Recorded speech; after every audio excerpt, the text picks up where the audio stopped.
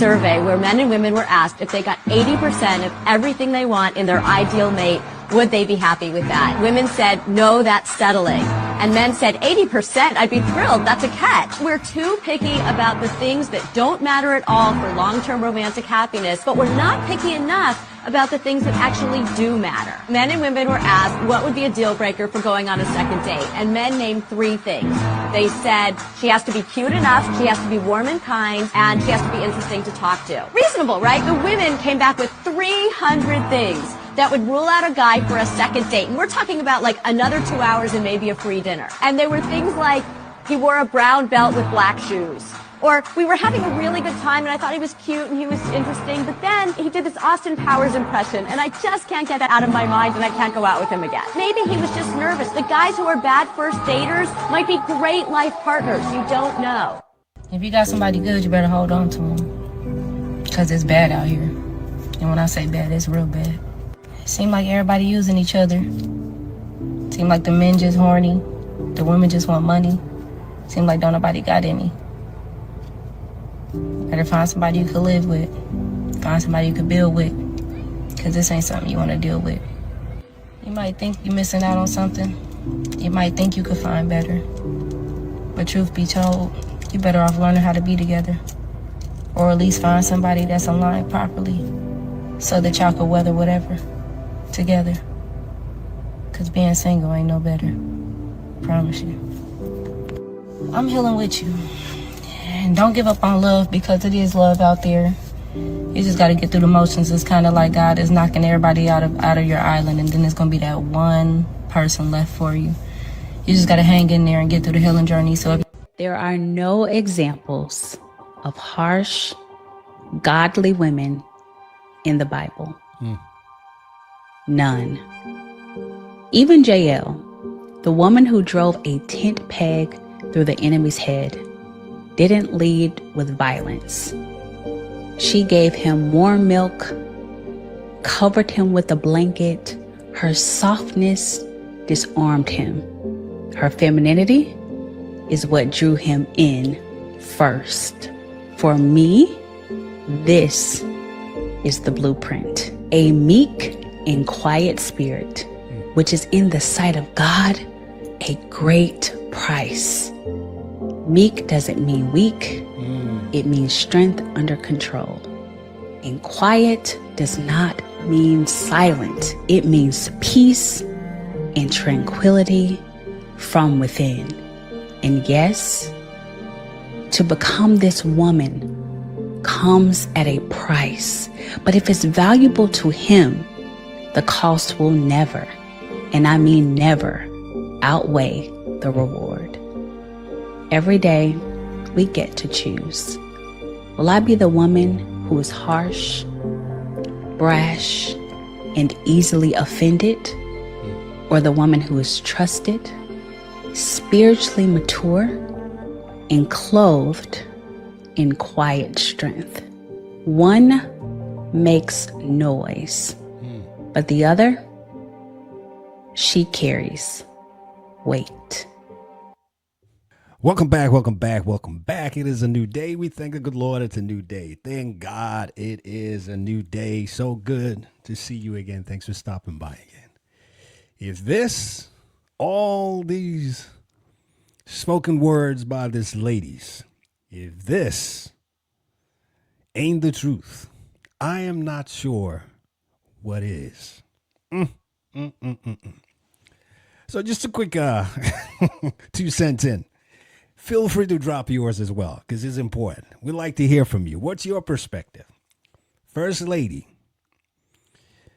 basically for me, she's saying we are perfecting the act of dating, but not even dating right. People know how to match the shoes to the belt. You know how to wear the right things, but the attitude is all jacked up. So what's the point? We just going on dates, just serial daters, just to entertain ourselves, to smell good, to look good, no substance. That is not going to carry any weight. That's not going to help you in any relationship. That's not good for longevity. And I'm not sure if you caught the last thing she says. says some of the worst daters end up being the best mates. Go figure. So maybe, just maybe, you are that person that will compliment that other person and help them be better. Maybe that's all you're looking for. But you're passing by people just because they can't match the shoes to the belt. How trivial. The second lady says, if you've got something good, don't throw it away. And most of the time, we know when we've got something good. A lot of times we take it for granted. Haven't you noticed? I was having this conversation with my wife the other day. Why does it seem like the people that go out of their way to inconvenience themselves for other people, to think of others, those are the ones being stepped on. Those are the ones being taken advantage of. And the ones that don't care, that are just riffraffs, they seem to be respected by people. So we giving respect to people that don't deserve it and giving disrespect to people that deserve it. It's so bizarre. Let's not throw away good things. A lot of us have messed up on prior relationships, and we know it. We know it because we just can't seem to get it right. And every time we get into another relationship, we cannot help but think about that good one we lost because of our own fault, our own misjudgment, our own pride, ego, selfishness. And now we can't find anybody. In most cases, those good people, they're taken already because most people recognize good things. So if you're messing around with your good thing, somebody else will pick them up, dust them up, polish it, and put them in a glass shelf. And this last lady that we're looking at. Quick question. What do you think our relationships will look like if we have that meek, which is strength under control, in place? Now talking to ladies, because she was talking to women in this video. So let's address it from that standpoint. How much better do you think your relationship will be if you have that meek attitude? You're very personable. You're not quick to getting angry. You analyze things first before you speak. And always remember, God gave us 2 ears and 1 mouth for a reason. We do as much listening than we do talking. Because a lot of us, men and women, we do more talking than listening. Could you imagine if we had 2 mouths and 1 ear? Good Lord Almighty. I can only imagine. We're still not making it through with 2 ears and 1 mouth, let alone 2 mouths and 1 ear.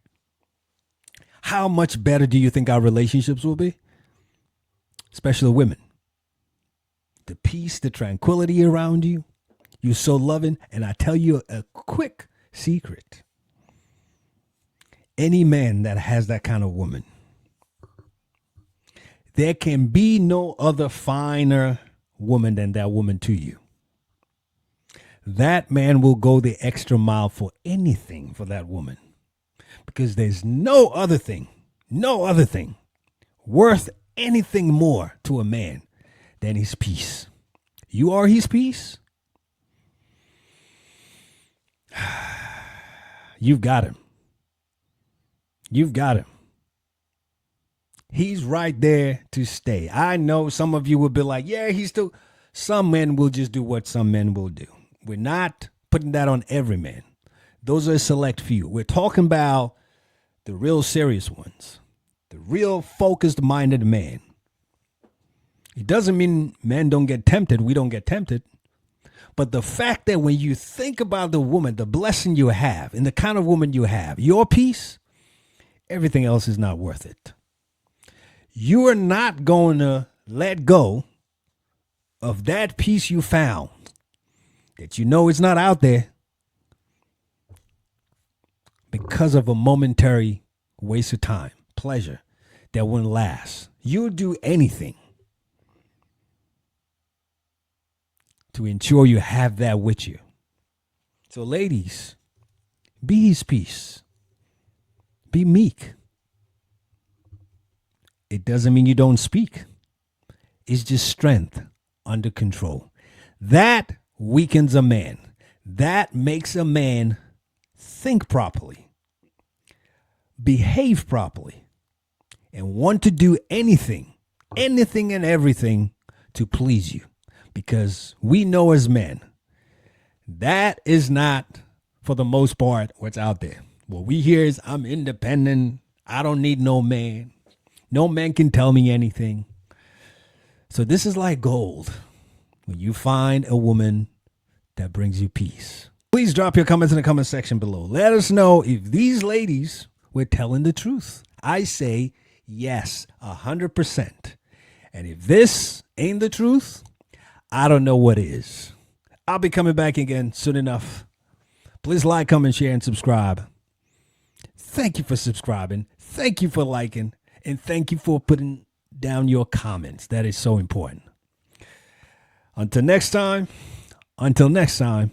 God bless you. And I'll see you soon. You take it now. Bye for now.